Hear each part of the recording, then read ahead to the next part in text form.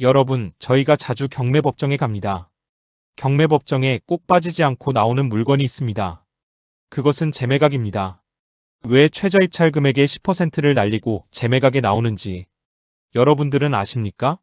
가장 큰 이유는 바로 권리 분석의 실패입니다. 오늘 여러분들에게 소개해드릴 물건은 다가구에 오피스텔이 섞여 있어 권리관계가 조금은 복잡합니다. 하지만 오늘 이 영상에서 어려운 권리를 아주 쉽게 풀어서 설명해드리고 왜 이 물건이 돈이 되는지 명확하게 보여드리려고 합니다. 영상 끝까지 잘 따라오시기 바랍니다. 그럼 이 물건의 기본 정보부터 확인하고 계속 진행하겠습니다. 그럼 지금부터 이 물건의 기본 정보부터 차분하게 정리해 보겠습니다. 오늘 소개해드릴 물건은 부산지방법원에서 진행 중인 경매 물건으로 사건 번호는 2023 타경 63,170번입니다. 소재지는 부산광역시 부산진구 계금동 171-60번지에 위치해 있습니다. 계금역 생활권에 속한 지역으로 주거와 업무 수요가 동시에 형성되어 있는 곳입니다. 이 물건의 용도는 다가구 주택과 오피스텔이 함께 구성된 건물입니다. 단일 용도가 아니라 주거와 업무가 혼합된 구조라는 점에서 처음에는 다소 복잡해 보일 수 있는 물건입니다. 토지 면적은 149제곱미터, 약 45평이고 건물 연면적은 약 911제곱미터, 약 275평 규모입니다. 지하층은 없고 지상 10층 규모의 철근 콘크리트 구조로 되어 있습니다. 이 물건은 토지와 건물이 일괄 매각되는 물건이며 소유자는 개인 명의로 되어 있습니다. 감정가는 약 20억 3,700만 원으로 산정되었고 여러 차례 유찰을 거쳐 현재 최저 입찰가는 약 9억 9,800만 원, 감정가 대비 약 49% 수준까지 내려와 있습니다.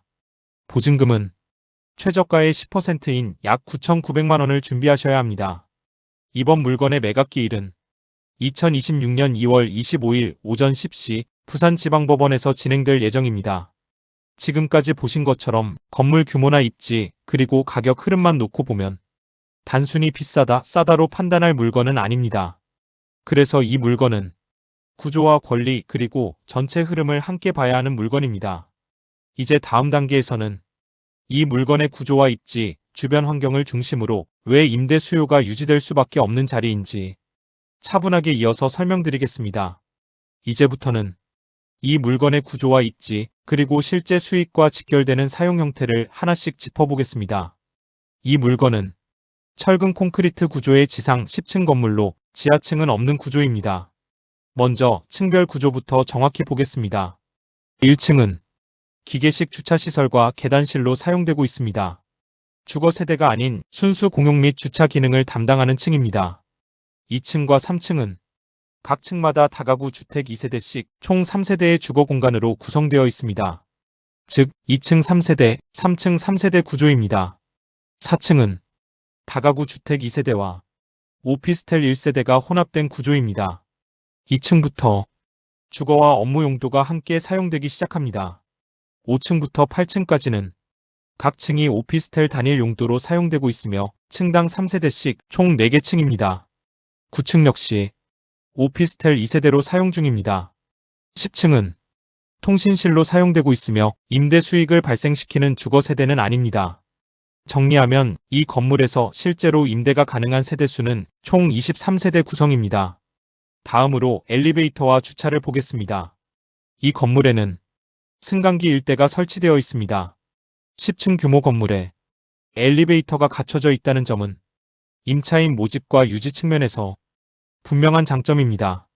주차는 1층 기계식 주차시설을 통해 이루어지며 건축물 대장을 보면 6대 주차가 가능하고 1층에 1대 주차할 수 있다고 되어 있지만 이건 직접 확인해 봐야 할 부분입니다. 건물 구조상 주차 공간은 충분하지는 않지만 이 지역 특성상 오피스텔 및 다가구 주택 수요를 고려하면 단점으로 보기는 어렵습니다. 이제 입지와 주변 환경을 보겠습니다.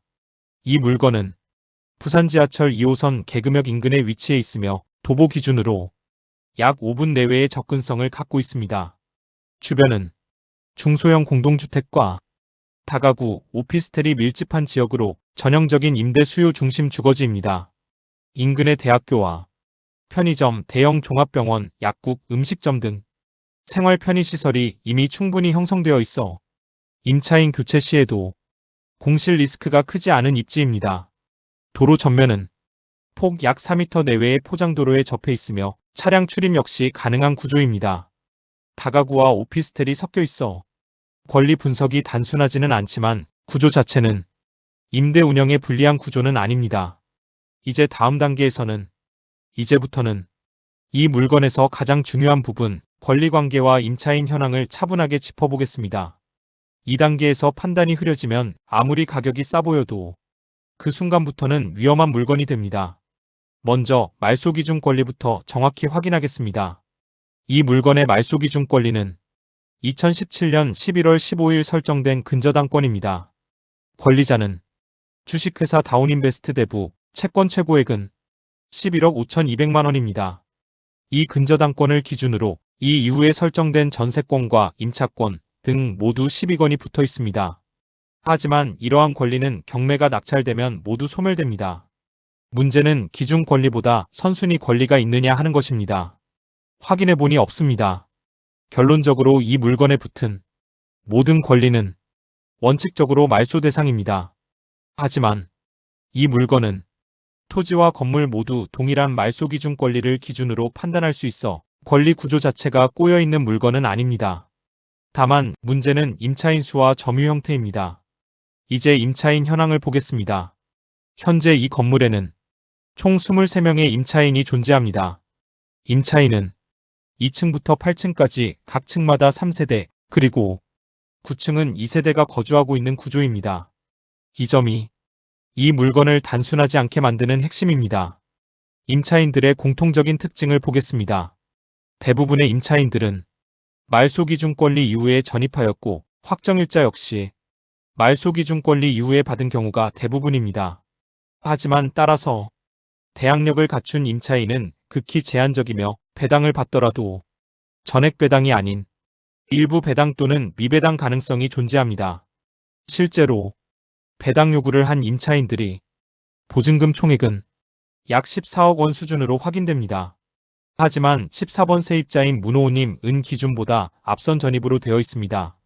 이 세입자는 대항력이 있지만 확정일자도 없고 배당 요구도 하지 않았습니다. 그리고 임대 보증금이 얼마인지 확인이 되지 않았습니다. 결론적 14번 세입자인 문호우님의 조사한 대로라면 낙찰자가 보증금을 인수하여야 합니다. 하지만 여기에 반전이 있을 가능성이 있습니다. 14번 세입자인 문호우님은 2017년 10월에 전입을 하였습니다. 이후에 다른 곳으로 전입하였을 가능성이 매우 높은 상황입니다. 이는 반드시 사실관계를 확인하셔야 합니다. 그래서 저희의 판단은 미지이므로 이를 일단 분석에서는 제외한 상태에서 진행하겠습니다. 그리고 나머지 임차인 22분은 모두 대항력이 없습니다. 그리고 거의 대다수 배당 요구를 하였습니다. 이는 낙찰자가 인수할 것이 없다는 것입니다. 이제 결론을 말씀드리겠습니다. 14번 세입자인 문호우님을 제외한 모든 그 어떤 권리나 권한도 낙찰자가 인수할 것이 없으면 돈 들어갈 일이 없다. 이 말이 결론입니다. 이제부터는 이 물건을 실제로 낙찰받았을 때 돈이 어떻게 움직이는지를 아주 현실적으로 짚어보겠습니다. 이번 분석은 1주택 보유자가 최저입찰가로 낙찰받는 상황을 가정합니다. 그리고 대출은 형님들이 현장에서 가장 많이 쓰는 기준 주택담보대출 70%를 적용하겠습니다. 다만 이 물건은 세대수가 많은 다가구와 오피스텔 혼합 건물입니다. 그래서 반공제를 반드시 반영해야 합니다. 이 건물은 실제 임대 세대수가 총 23세대입니다. 금융권 기준으로 방 하나당 1천만 원씩 공제하면 반공제 금액은 2억 3천만 원입니다. 먼저 최저입찰가부터 보겠습니다. 이 물건의 최저입찰가는 9억 9,837만 5천 원입니다. 여기에 이론상 가능한 70% 대출을 적용하면 대출 가능 금액은 약 6억 9,800만 원 수준입니다. 하지만 여기서 반공제 2억 3천만 원을 차감하면 실제로 받을 수 있는 최종 대출금은 약 4억 6,800만 원입니다. 그럼 이제 낙찰자가 실제로 준비해야 하는 순수 자기자본을 보겠습니다. 낙찰가 9억 9,800만 원에서 실제 대출금 4억 6,800만 원을 빼면 순수 매입 자기자본은 약 5억 2,900만 원입니다. 이제 여기에 취득 과정에서 반드시 들어가는 비용을 더하겠습니다. 이번 가정은 1주택자 일반 취득입니다. 따라서 취득세는 1.1%를 적용합니다. 취득세는 약 1,098만원입니다. 여기에 법무사 비용 100만원, 기타 비용 50만원을 더하면 낙찰자가 실제로 투입해야 하는 총 자기 비용은 약 5억 4,200만원입니다. 대출금 약 4억 6,800만원과 총 자기 비용은 약 5억 4,200만원을 합하면 총 투자금은 약 10억 1,100만원입니다. 이제부터가 많은 분들이 놓치는 부분입니다. 이 물건을 보유하는 순간부터 돈은 가만히 있지 않습니다. 이자 비용이 바로 움직이기 시작합니다. 먼저 은행 대출 이자를 보겠습니다. 실제 대출금 약 4억 6,800만원에 연 4% 이자를 적용하면 연간 이자는 약 1,870만원, 월로 환산하면 약 156만원입니다. 다음은 자기자본에 대한 기회비용 이자입니다. 총 자기비용 약 5억 4,200만원에 연 4%를 적용하면 연간 약 2,160만원, 월 기준으로는 약 180만원 수준입니다. 정리해 보겠습니다. 이 물건을 보유하는 동안 매달 부담해야 할 이자 성격의 비용은 은행 이자 약 156만원, 자기자본 기회비용 약 180만원, 합쳐서 월 약 336만원 수준입니다. 여기까지가 이 물건을 잡는 순간부터 발생하는 현실적인 금융 흐름입니다. 이제 다음 단계에서는 이 건물을 전세로 운영했을 때 전세금으로 대출을 먼저 상환하고 그 다음 내 돈이 얼마나 회수되는지 그리고 마지막에 얼마가 남는 구조인지까지 숫자로 아주 명확하게 이어가 보겠습니다. 이제부터는 이 건물을 전세 중심으로 운영했을 때 실제 돈이 어떻게 정리되는지를 보겠습니다. 여러분 여기서 잠시만요. 만약 여러분 중에 이 물건을 내 걸로 만들고 싶으시다거나 경매로 투자를 하고 싶은데 자신이 없으신 분은 아래 설명란에 있는 문의처로 연락을 주시면 저희들이 도와드릴 수 있습니다. 그리고 멤버십에 가입하시면 경매 물건을 분석하다가 어려운 부분이나 궁금한 사항을 언제든지 전화해서 문의하실 수 있습니다. 뿐만 아니라 정말 큰 돈 되는 경매 물건은 멤버십 회원에게만 공유됩니다. 그리고 돈 되는 경매 물건을 가장 먼저 받아보실 수 있습니다. 그리고 저희들이 이 영상 하나를 제작하기 위해 참 많은 노력과 시간이 들어갑니다. 여러분들의 구독과 좋아요, 알림 하나가 저희들의 영상 제작에 참 많은 도움이 됩니다. 부탁드리겠습니다. 그럼 계속 진행하겠습니다. 먼저 현재 이 건물의 전세 보증금 총액부터 확인하겠습니다. 임차인 현황을 기준으로 보면 전세 보증금 총액은 14억 1,100만원입니다. 이 돈이 들어오면 가장 먼저 해야 할 일은 하나입니다. 은행 대출부터 전액 상환하는 것입니다. 앞 단계에서 계산한 실제 은행 대출금은 4억 6,886만원입니다. 전세 보증금 14억 1,100만원에서 은행 대출 4억 6,886만원을 먼저 갚으면 남는 전세금은 약 9억 4,200만원입니다. 이제 여기서 두 번째로 할 일은 내가 직접 넣은 투자금 회수입니다.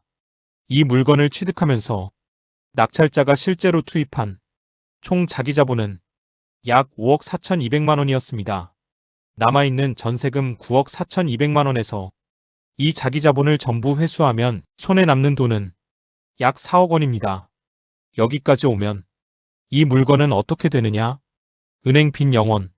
내 돈 전액 회수 건물은 그대로 보유 그리고 현금 4억 원이 통장에 남아있는 상태가 됩니다. 이제부터가 진짜 수익 구조입니다.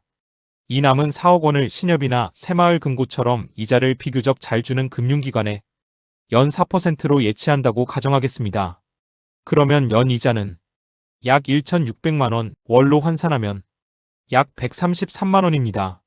여기에 이 건물에서 매달 들어오는 월세 수익을 더하겠습니다. 현재 월세 합계는 243만원입니다. 정리해 보겠습니다. 이 물건이 최종 월 수익 구조는 금융이자 수익 약 133만원, 월세 수익 243만원, 이를 합치면 투자자가 매달 손에 쥐는 현금 흐름은 약 376만원입니다. 다시 한번 강조하겠습니다. 이 구조는 은행 대출 없음, 내 돈 모두 회수, 건물은 보유, 매달 376만원 현금 흐름, 이게 이 물건의 전세 기반 최종 수익 구조입니다. 여러분, 여기에서 많은 분들이 실수하는 부분을 꼭 전하고 가겠습니다. 여기 금융사에 넣어둔 돈 약 4억 원을 금융사에서 빼서 다른 곳에 사용하면 절대 안 됩니다. 이 돈을 다른 곳에 사용했다가 결국 내 물건이, 내 건물이 경매에 또 넘어가게 됩니다. 왜 이런 현상이 생기는지는 차후에 시간 좀 날 때 말씀을 드리겠습니다. 세입자 중에 방을 뺀다고 하면 이 돈으로 얼른 내주고 다시 세입자를 받으면 됩니다. 그러면 오랫동안 편안하게 월세와 이자를 받으며 지낼 수 있습니다. 이제 마지막으로 이 물건의 3년 후 매각 시뮬레이션을 차분하게 정리해 보겠습니다. 이번 가정은 명확합니다. 이 물건을 낙찰받아 3년간 보유한 뒤 감정가 그대로 매각하는 상황입니다. 매각 금액은 20억 3,749만 9,520원입니다. 이제 매각 차익부터 보겠습니다. 앞 단계에서 이미 정리했듯이 이 물건의 총 취득원가는 낙찰가의 취득세와 부대 비용을 모두 합친 약 10억 1,100만 원입니다. 따라서 매각가에서 총 취득원가를 빼면 양도 차익은 약 10억 2,650만 원이 됩니다. 이제 이 금액을 기준으로 세금을 계산하겠습니다. 개인 명의로 3년 보유했기 때문에 장기 보유 특별공제 6%를 적용할 수 있습니다. 양도 차익 약 10억 2,650만 원에 6%에 해당하는 약 6,159만 원을 공제합니다. 그리고 모든 개인 양도소득에 공통으로 적용되는 기본공제 250만 원도 함께 빼줍니다. 이렇게 공제를 모두 적용하고 나면 과세표준은 약 9억 6,240만 원 수준이 됩니다. 이제 이 금액에 개인 양도소득세 누진세율을 적용합니다. 과세표준이 9억 원대 구간이기 때문에 고율 구간 누진세율을 적용하면 양도소득세는 약 3억 6,800만 원 수준으로 계산됩니다. 여기에 양도소득세의 10%에 해당하는 지방소득세 약 3,680만 원이 추가됩니다. 그래서 양도소득세와 지방소득세를 모두 합한 총 세금은 약 4억 450만 원입니다. 이제 최종 정산을 해보겠습니다. 양도차익 약 10억 2,650만 원에서 총 세금 약 4억 450만 원을 빼면 이 물건을 3년 보유 후 감정가로 매각했을 때 세금을 모두 내고도 약 6억 2,200만 원의 순수익이 남습니다. 이 수익을 보유기간 3년으로 나누어 보면 연평균으로는 매년 약 2억 원 정도를 버는 구조입니다. 그리고 이 수익은 실제로 투입한 자기자본 약 5억 4천만 원 기준으로 보면 100%를 훌쩍 넘는 수익률입니다. 정리하면 이 물건은 운영 단계에서 현금 흐름이 나오고 매각 단계에서도 숫자로 확실한 차익이 남는 구조입니다. 그래서 이 물건은 단순히 싸게 낙찰받는 물건이 아니라 처음부터 끝까지 계산이 되는 물건이라고 보시면 됩니다. 하지만 여러분, 지금까지의 계산은 주택으로 가정한 계산이었습니다. 이 물건은 오피스텔과 주택이 혼용으로 되어 있기 때문에 세금 계산은 전문 세무사와 상담을 하셔야 합니다. 여기까지가 이 물건이 입찰부터 운영, 그리고 3년 후 매각까지 완성된 투자 시나리오입니다. 이제 마지막으로 법인 명의로 취득했을 때의 매각 시나리오를 차분하게 정리해 보겠습니다. 이번 가정은 단순합니다. 이 물건을 법인 명의로 취득한 뒤 보유하지 않고 즉시 감정가로 매각하는 상황입니다. 먼저 법인의 취득 단계부터 보겠습니다. 이 물건의 낙찰가는 9억 9,837만 5천 원입니다. 법인으로 취득할 경우 주택에 해당하기 때문에 취득세 12.4%가 적용됩니다. 이에 따른 취득세는 약 1억 2,379만 8천 원입니다. 여기에 법무사 비용과 기타 비용 150만 원을 더합니다. 그래서 법인이 이 물건을 취득하는 데 들어간 총 취득원가는 약 11억 2,367만 원입니다. 이제 즉시 매각 단계로 넘어가겠습니다. 매각 가격은 감정가 그대로 20억 3,749만 9,520원입니다. 매각가에서 법인 총 취득원가를 빼면 법인의 양도 차익은 약 9억 1,382만 원이 됩니다. 이제 이 금액을 기준으로 법인세를 계산하겠습니다. 법인은 보유기간과 상관없이 동일한 세율 체계를 적용받습니다. 먼저 일반 법인세를 적용합니다. 양도 차익 중 2억 원까지는 9%, 2억 원을 초과하는 금액은 19%가 적용됩니다. 이를 계산하면 일반 법인세는 약 1억 5,363만 원입니다. 다음으로 주택을 매각했기 때문에 추가 법인세 20%가 적용됩니다.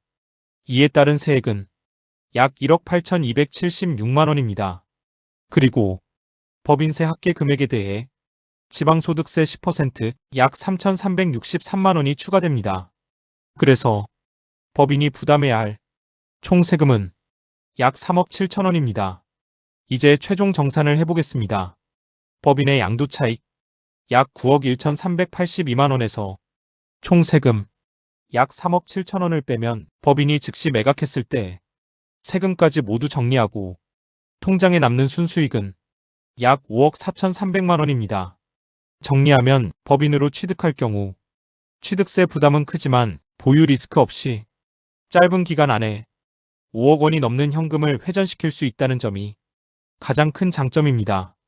그래서 이 물건은 시간을 들여 수익을 키우고 싶다면 개인, 속도와 회전을 중시한다면 법인이 명확한 선택지가 되는 물건입니다.